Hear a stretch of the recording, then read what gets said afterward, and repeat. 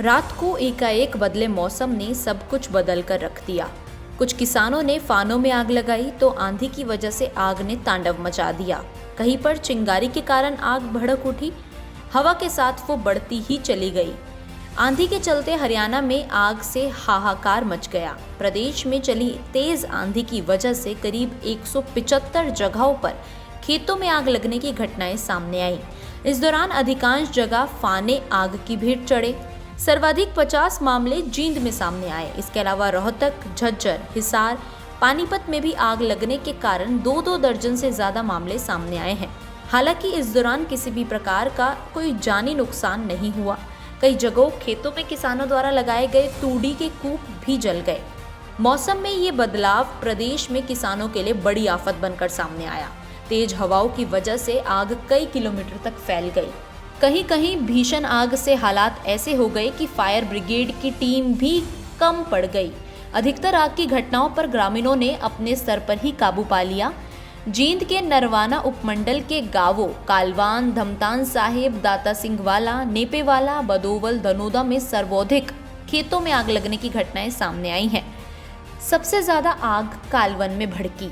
हालात ये हो गए कि जब आग तेजी से गांव की ओर बढ़ने लगी तो पूरा गांव एकत्र होकर आग बुझाने में ही जुट गया।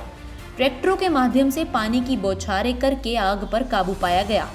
उधर रोहतक में आगजनी की करीब 2 दर्जन घटनाएं हुई। गांव पहरावर के खेतों में लगी भीषण आग से फानों के अलावा कई एकड़ फसल जल गई। दमकल कर्मियों ने कड़ी मशक्कत के बाद आग पर काबू पाया। आग से नुकसान का अभी सही आकलन नहीं लग पाया है। पानीपत और झज्जर जिले में भी आग की ऐसी ही घटनाएं सामने आई हैं, जिनमें किसानों को बड़ा नुकसान हुआ। पानीपत में नगलापार गांव और आसपास के गांवों में गन्ने की कई एकड़ फसल जलकर राख हो गई। यहां गेहूं की फसल के अवशेष में आग लगने से और तेज हवा की वजह से आग कई किलोमीटर तक फैल गई, जिसे बुझा पाना फायर ब्रिगेड कर्मचारियों के लिए नामुमकिन सा हो गया। 300 एकड़ से अधिक फास जल गई। आग लगने से दमकल विभाग की गाड़ियां रात भर दौड़ती रहीं। 30 से ज्यादा जगहों पर आग लगने की सूचना प्राप्त हुई। आंधी लगने के कारण शहर से लेकर गांव तक ब्लैकआउट हो गया। फायर कार्यालय के मोबाइल की घंटियां रुकने का नाम नहीं ले रही। मनाना, हतवाला, डिकाडला व भोड़वाल माजरी से गाड़ी भेजने की मांगे जा रही थी। रास्तों पर पेड़ व उसकी शाखाओं के गिरने से रास्ते अवरुद्ध थे। बिजली तारों के रोड पर टूटकर गिरने से दमकल कर्मचारियों के पसीने छूट रहे थे। चारों ओर अंधेरा सन्नाटा छाया था। लोगों के टीन शेड और फाइबर के छप्पर उड़ गए। कुछ जगहों से बिजली खंभे गिरने की सूचना भी मिली।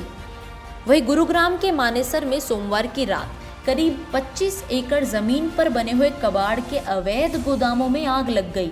आग इतनी भयानक थी कि फायर ब्रिगेड की करीब 40 गाड़ियों को बुलाना पड़ गया। इसके बावजूद आग पर काबू पाने में कई घंटे लग गए। आगजनी की इस घटना में एक महिला और एक पुरुष झुलसकर मर चुके हैं, जबकि 3 गंभीर रूप से घायल हैं। पुलिस ने घटनास्थल पर जाकर जांच शुरू की।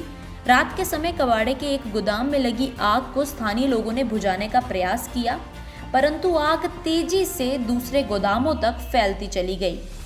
आग इतनी भयानक थी कि 25 अप्रैल की रात को लगी आग 26 अप्रैल की सुबह तक भी नहीं बुझ पाई।